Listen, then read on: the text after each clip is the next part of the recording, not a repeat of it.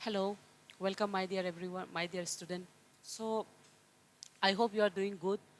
And आज भी आपका एक बहुत ही इम्पोर्टेंट रेलेवेंट टॉपिक हम लोग लेके डिस्कस करेंगे regarding the pollution is not is the next Delhi in terms of pollution crisis. इसके बारे में हम लोग थोड़ा सा detail explanation will see okay from north east as well as वो दिल्ली का पर्सपेक्टिव में वो दिल्ली जैसे बन सकता है कि नहीं उसको हम लोग थोड़ा डिटेल में देखेंगे।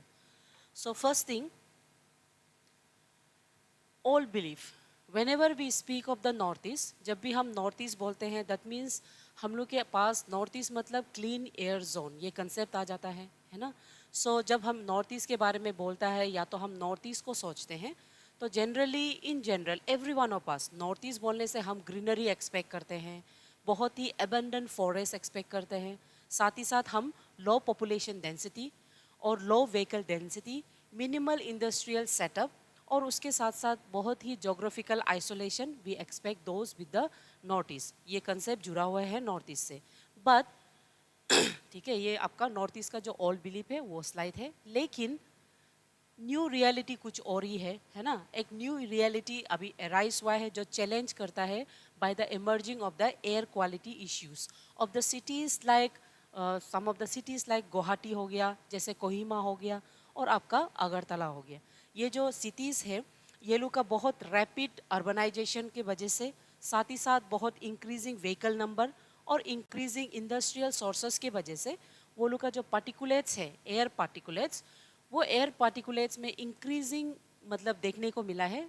ये एयर पार्टिकुलेट्स फ्रॉम 2.5 से लेके 10 का जो रेंज है उसमें इंक्रीजिंग कैपेसिटी देखने को मिला है। ठीक है, सो अभी नॉर्थ ईस्ट एरिया में आपका जो एयर पार्टिकुलेट्स का इन्वॉल्वमेंट, रैपिड मतलब urbanisation, increasing vehicle and industrial setup के चलते इसका जो air quality index slowly slowly decline हो रहा है।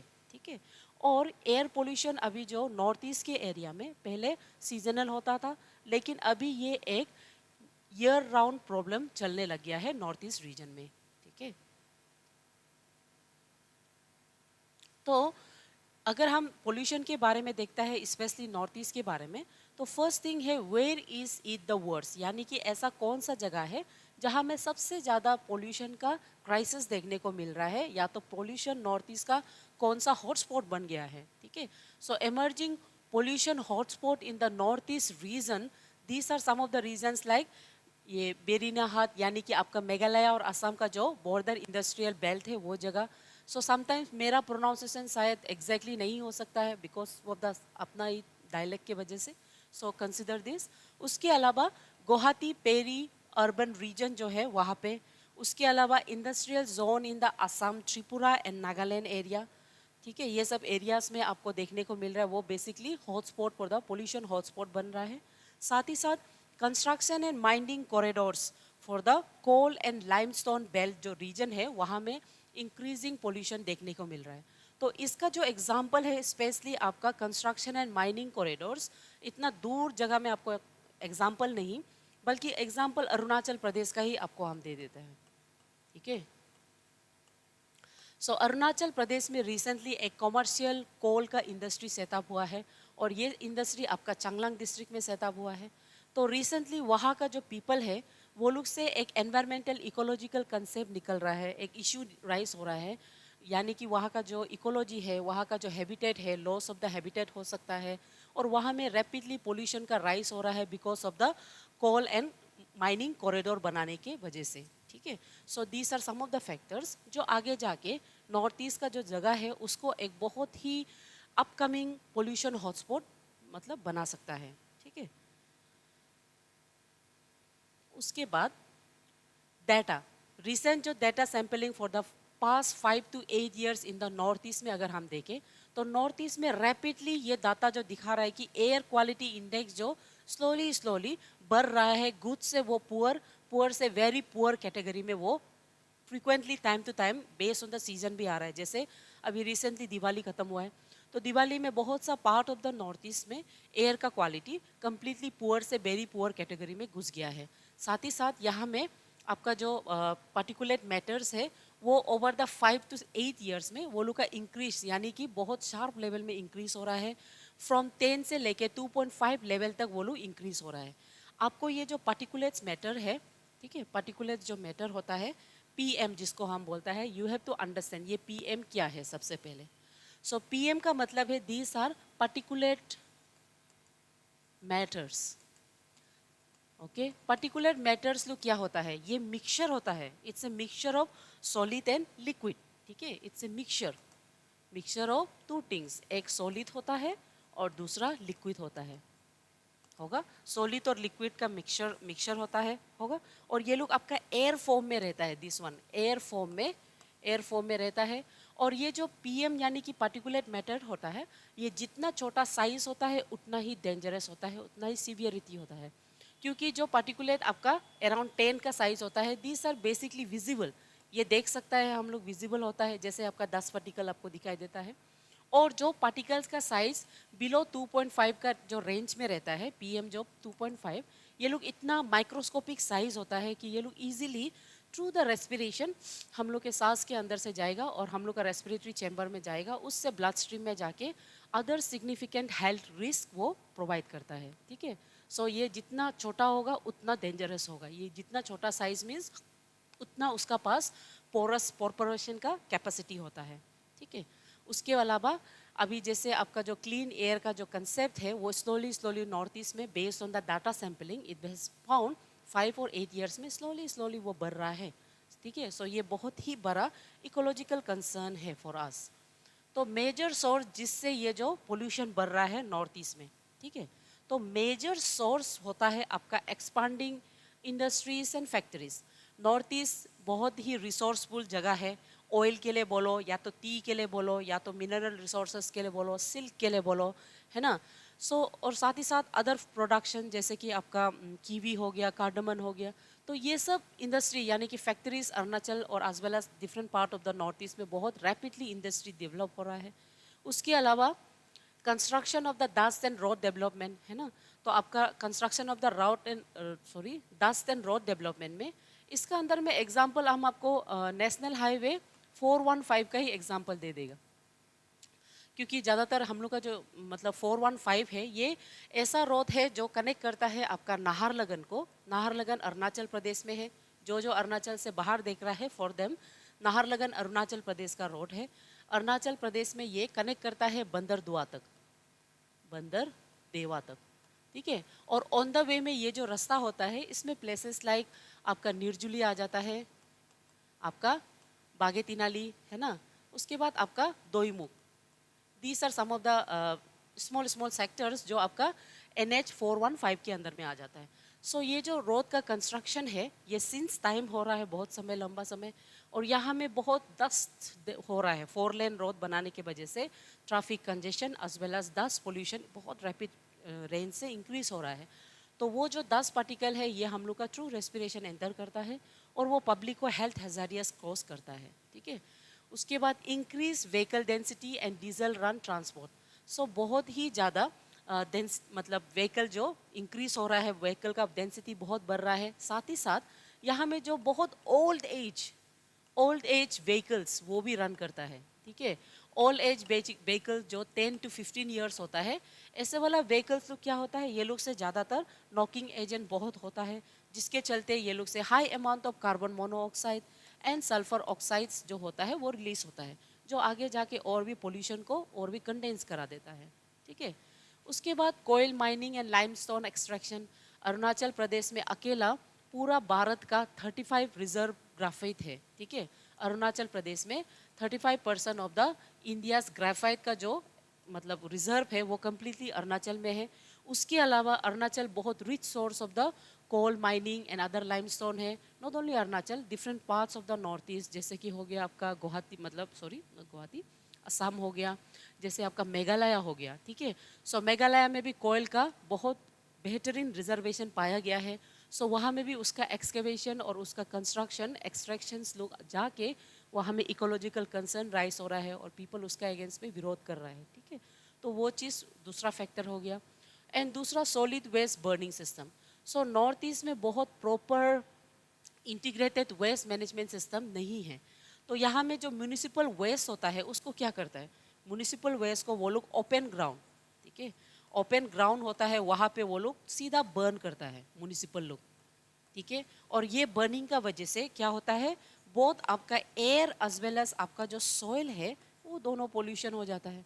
और उसका वजह से आपका जो अंडरग्राउंड वाटर कैपेसिटी होता है वो भी और भी डिक्रीज हो जाता है, ठीक है। उसके बाद जो use of the excessive plastic है ना वो भी आपको देखने को मिलता है। और agriculture waste, north east region जो होता है दे आर स्टिल वहाँ में जो ट्रेडिशनली ओल्ड जो एग्रीकल्चर प्रैक्टिस है, जैसे कि जूम हो गया, टेरेस कल्टीवेशन हो गया, शिफ्टिंग कल्टीवेशन हो गया, ये सब अभी भी आपका नॉर्थ ईस्ट एरिया में बहुत प्रिवेलेंट है। वो लोग अभी भी उसको करता है मैक्सिमम आपका जो rural areas, okay, rural areas of the north east में ये प्रैक्टिस अभी भी जारी है। प्रैक्टिस लाइक जूम हो गया, ठीक है, शिफ्टिंग कल्टीवेशन है ना, और टेरेस कल्टीवेशन, ये सब आपका नॉर्थ ईस्ट रीजन में है। And these are also one of the factors जो सॉलिड वेस्ट बर्निंग के अंदर आ जाता है, ठीक है।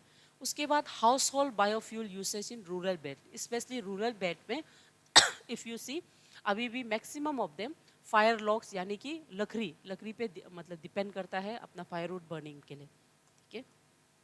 तो रूरल हाउस होल्ड का अगर हम लोग थोड़ा सा डिटेल देखेगा है ना, house hold fuel and biomass यानी कि indoor and outdoor air pollution किस तरह से वो करता है।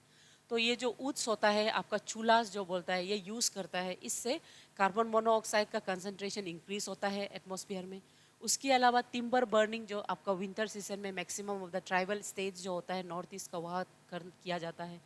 उसके बाद ये जो डिस्पोजल होता है जिसको घर का पीछे में हम लोग फेंक देता है, वो भी आपका सॉइल को ये करता है। उसके अलावा smoke trap in the valley and low airflow region, ये जो बेसिकली हम लोग का जोग्राफिकल स्ट्रक्चर में आ जाता है, जोग्राफिकल टोपोग्राफी में आ जाता है, ठीक है।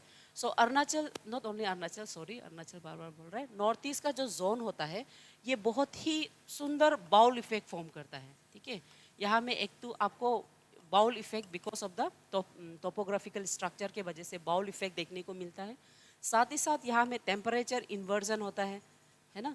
तो ये टेम्परेचर इन्वर्जन और बाउल इफेक्ट के वजह से यहाँ में, और साथ ही साथ लो एयर फ्लो है, तो यहाँ में जितना हो सकेगा जो स्मोक होता है वो ट्रैप हो जाता है, और वो ट्रैप होने के वजह से वो स्लोली स्लोली पोल्यूशन को एनहेंस कर लेता है, ठीक है। तो एक क्वेश्चन ये आता है कि अर्बनाइजेशन तो नेसेसरी है ना, ग्लोबलाइजेशन का इफेक्ट होके change with the changing season आपको चेंज करना ज़रूरी है, लेकिन urbanization without planning of the infrastructure वो आपको ग्रोथ के साथ साथ पोल्यूशन प्रोवाइड करेगा, पोल्यूशन उसका रिजल्ट होता है। तो जैसे कि हो गया सबसे पहले राइजिंग पॉपुलेशन डेंसिटी। सो जैसे कि अर्बनाइजेशन जैसे इंक्रीज हो रहा है तो वहाँ में पॉपुलेशन इंक्रीज हो रहा है, और अगर पॉपुलेशन इंक्रीज होता है यू विल फाइंड पॉपुलेशन के साथ साथ वहाँ में जो वेस्ट डिस्पोजल, ठीक है, वेस्ट डिस्पोजल का प्रॉब्लम भी अराइज होता है, प्रॉब्लम है ना। तो ये जो वेस्ट डिस्पोजल अगर प्रॉपरली इसको इंटीग्रेट नहीं करेगा तो सॉलिड वेस्ट जो पब्लिक स्पेस में फेंका जाएगा एंड इनफॉर्मल डंपिंग्स आपको हर जगह में दिखाई देगा, जो आगे जाके आपका सोयल एयर सबको पोल्यूशन कर देता है। साथ ही साथ पुअर रोड क्वालिटी, जैसे आपका NH 415 का जो देख रहा है नाहरलगन से बंदरदुआ, ये रोड क्वालिटी बहुत पुअर है और बहुत समय ले रहा है, जिसके चलते 10 पोल्यूशन देखने को मिलता है। उसके बाद ट्रैफिक कंजेशन है ना, जितना पोल्यूशन बढ़ रहा है उतना ही ज़्यादा व्हीकल का डेंसिटी आपका नॉर्थ ईस्ट रीजन में बढ़ रहा है, स्पेशली आपका गुवाहाटी, कोहिमा है ना, उसके बाद अगरतला एंड नाउ ईटानगर, वहाँ में ट्रैफिक का कंजेशन बहुत बढ़ रहा है। As a result monoxide and as well as sulphur का जो ऑक्साइड्स है उसका कंसंट्रेशन एटमॉस्फेयर में बढ़ रहा है। उसके बाद lack of emission standard enforcement, ये lack of emission standard enforcement it basically speaks about the governance gap. Governance gap जो होता है ना, जहाँ में मिसमैच रेगुलेशन एंड एनफोर्समेंट देखने को मिलता है। रिमेंबर गवर्नेंस गैप को ये बताता है which speaks about mismatch enforcement, and regulations, ठीक है। जब आप प्रॉपरली इम्प्लीमेंट नहीं कर सकेगा और मिसमैच समय में करेगा तो इसका एडवर्स इफेक्ट ही आपको दिखाई देगा, कभी भी प्रॉफिटेबल इफेक्ट दिखाई नहीं देगा, ठीक है। तो राइजिंग एयर पोल्यूशन से ठीक है, राइजिंग पोल्यूशन कंसर्न से आपको सबसे ज़्यादा आपका जो हेल्थ इम्पैक्ट वो दिखाई देगा। सो रिसेंटली दिल्ली का जो पोल्यूशन आप लोग देखा है, दिल्ली में बहुत सा लैक्स ऑफ पीपल जो दिवाली के बाद हॉस्पिटल में एडमिट हुआ है ओपीडी में, और सबको रेस्पिरेटरी सिंडम का रेस्पिरेटरी डिफ़िकल्टी दिखाई दिया था। तो वही चीज़ आपका आगे जाके नॉर्थ ईस्ट में भी देखने को मिल सकता है, अगर नॉर्थ ईस्ट जो अपना एक्ट को करेक्ट नहीं करेगा पोल्यूशन का, ठीक है। तो जैसे कि बहुत सा पोल्यूशन रिलेटेड डिजीज़ आपको लग सकता है, जैसे हो गया अस्थमा, ब्रोंकाइटिस, यानी कि आपका क्रोनिक पल्मोनरी डिजीजेस हो सकता है। उसके अलावा आपको लंग फंक्शनिंग रिडक्शन हो सकता है, स्पेशली चिल्ड्रन को इफ़ेक्ट कर सकता है। आपको जो ये जो कार्डियोवास्कुलर जो डिजीज़ होता है वो इंक्रीज हो सकता है, क्योंकि ये जो ऐसे डिजीज़ है जो इसका जो साइज़ जितना छोटा होता है उतना डेंजर होके वो आपका ब्लड स्ट्रीम में एंटर करेगा और आपको ये जो हार्ट डिफेक्ट दे सकता है। उसके अलावा ये आई इरिटेशन एंड क्रोनिक साइनसेस, इस तरह का इश्यू आपको मिल सकता है because of the rising air pollution condition, ठीक है।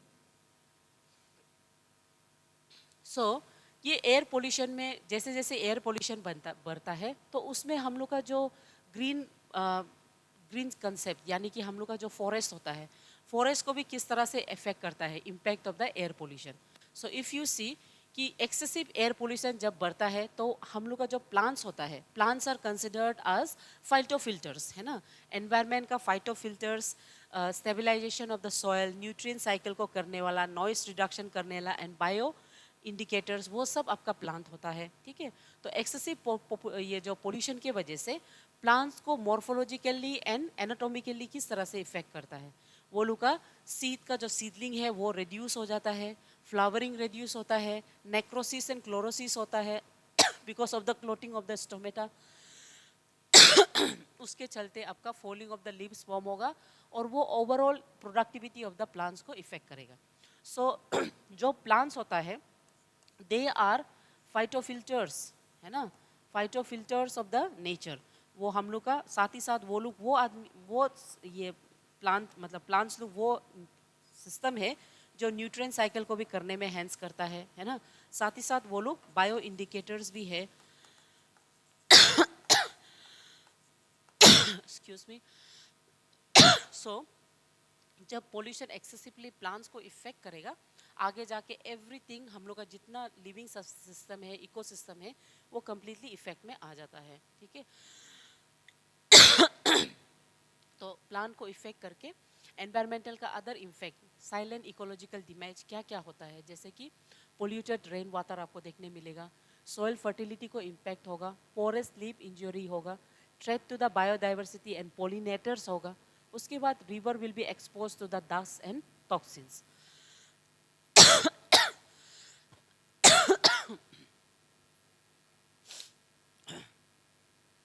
Okay, so why this crisis stage invisible.